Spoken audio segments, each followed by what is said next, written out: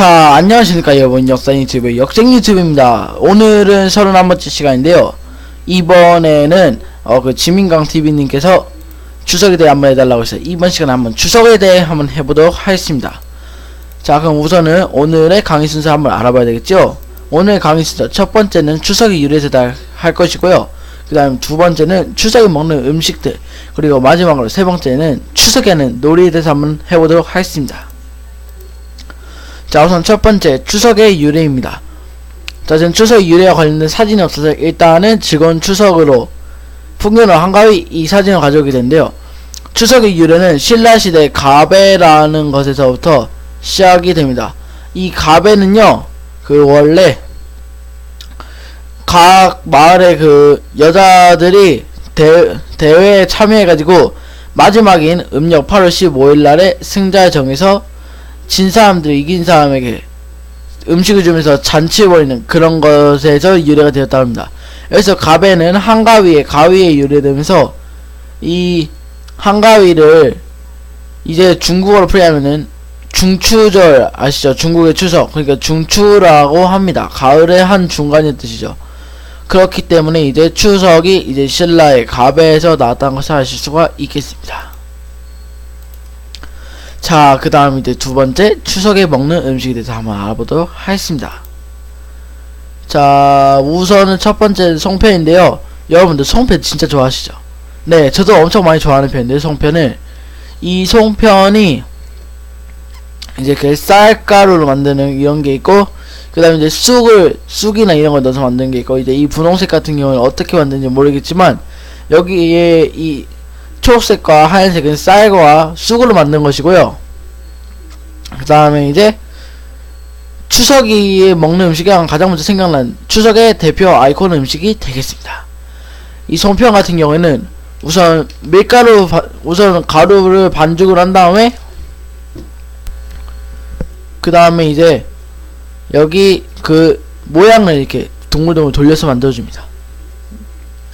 그리고 이제 거기다가 콩을 넣든 깨를 넣든 설탕을 넣든 속을 채워 넣고요. 그 다음에 이제 여기 윗부분을 이렇게 꾹꾹 눌러서 이제 솥에다가 찌면은 아주 맛있는 송편이 나옵니다. 그리고 물론 송편에다가 송편을 찔 때는 소를 같이 넣어주는 것도 잊으면 안 됩니다. 그리고 이 송편 같은 경우에는 잘 빚으면 이쁜 딸이 난다는 그런 얘기가 있어요. 그래서 저 같은 경우에도 지금 나름대로 이쁘게는 빚지 못하는데, 제가 이런 걸 의외로 제 동생이 이런 걸 잘해가지고 이런 요리 같은 걸 상당히 많이 부러운 편입니다. 저는 이렇게 역사 같은 걸 잘해도 요리 같은 걸 웬만해서는 잘 하지 못하는 편인데, 동생 같은 경우는요 웬만해서는 잘하는 편이고, 그 다음에 이제 우리 할머니 진짜 요리를 엄청 잘하십니다. 송편 같은 이런 떡은 기본이고, 하다못해 이제는 짜장면까지도 해주실 정도로 탕수육, 치킨, 피자 다 됩니다. 부침개도 되고. 그러니까 정말 대단하신 분이에요, 우리 할머니. 이렇게 저희를 위해서 이렇게 항상 해주시는 할머니 정말 감사드리고, 하여튼 이제 이 송편 같은 경우에는 추석을 대표하는 그런 대표 음식이 되겠습니다. 자, 그다음 이제 두 번째 핵과일인데요. 추석에 제사상에 올릴 때는 반드시 가을에 나온 핵과일을 올린다고 합니다. 그리고 이 핵과일 같은 경우는 이제 이렇게 나온 감, 밤, 사과, 기타 등등이고요. 저는 그래가지고 항상 이 핵과일 많이 기다리는 편입니다. 왜냐면 이 햇사과 같은 경우는 정말 맛이 엄청 좋아요. 꿀맛이에요, 진짜 사과가. 다른 분들은 어떠실지 몰라도 제가 개인적으로 일단은 사과를 아주 좋아하는 편이거든요. 그러다 보니까 이제 하루에 사과를 두세 개씩은 아마 기본적으로 먹는 것 같습니다. 그러다 보니까 뭐 어떻게 됐는지는 모르겠지만 그래도 항상 핵과일이 가장 맛있어요. 어느 시즌이든지. 이 가을 시즌에 나오는 핵과일은 정말 최고고요. 특히 감하고 사과는 정말 맛있으니까 여러분들도 한번 핵과일 한 번씩 드셔보시고요. 그 다음에 이제 세 번째 핵국식입니다. 이제 역시 이 해콕시 같은 경우에도 일단은 사진이 없어서 일단은 이렇게 녹두를 가져왔는데요. 해콕시 같은 경우에도 이제 제사상에 해콕식만 올려야 돼요. 왜냐하면 이제 갓 추수한 거를 조상님께 감사하다는 의미로 올려야 되다 보니까 이제 해콕식을 올리게 되는 것이고, 해콕식 같은 경우는 주로 쌀이 왜냐면 이 시절에 많이 그 재배 추수가 되잖아요. 쌀, 이런 콩 종류, 그 다음에 이제 보리, 조, 수수, 아주 많은 곡식들이 이런 추수 시즌에 이렇게 됩니다. 즉 하지만 보리 같은 경우에는 여름에서 가을 그 정도에 되기 때문에 햇보리 같은 경우는 여름 정도에도 드실 수 있을 거라 그렇게 생각이 되는 바이고요. 자, 그 다음에 이제 마지막 추석에 하는 놀이에 대해서 한번 알아보도록 하겠습니다. 자, 우선 첫 번째 윷놀이고요. 윷놀이는 여러분들 잘 아시죠? 이제 이 네모난 판에서 말을 놔두고 윷을 돌려가지고 하나 뒤집히면 도, 두 개면 개, 세 개면 윷, 네 개가 세 개면은 걸, 네 개면은 윷, 그리고 다 이제 이런 모양으로 나오면 모가 돼가지고 윷이랑 모는 한 번씩 더 던질 수 있고, 먼저 말 다 들여오는 팀이 이기는 것. 윷놀이의 이런 룰은 약간 부루마블이나 모두의 마블 이런 것과 많이 비슷해가지고요. 그러니까 조선시대 버전 부루마블이라 보시면 되겠습니다. 자, 그 다음에 이제 두 번째 제기차기인데요.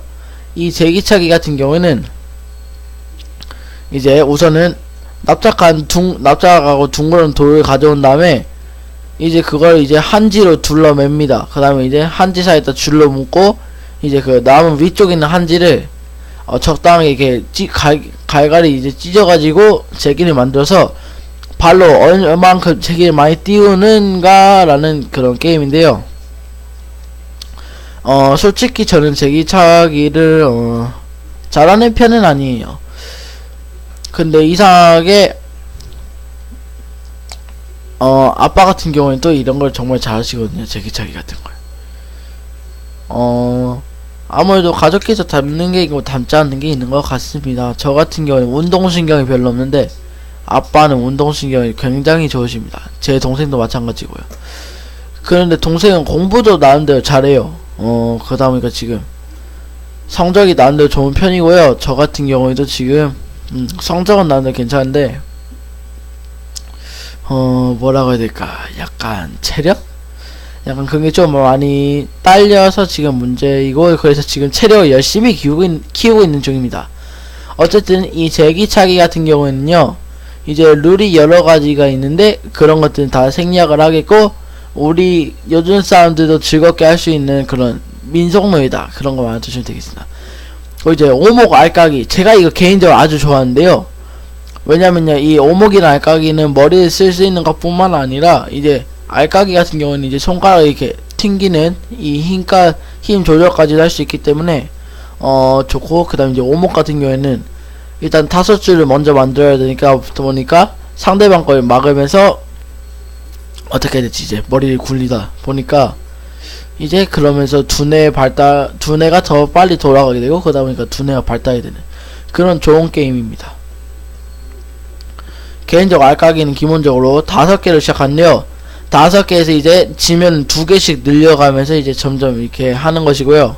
상황에 따라서 이게 5개로 시작한 게 아니라 자기가 원하는 대로 시작하는 경우도 있습니다.